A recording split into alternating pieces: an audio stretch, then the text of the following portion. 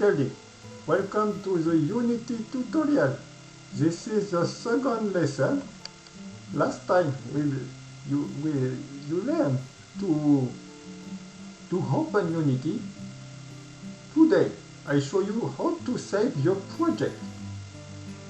To save your project, you have to click on File, Save,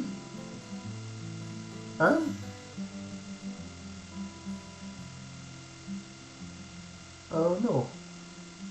you have to click on File, Save Project,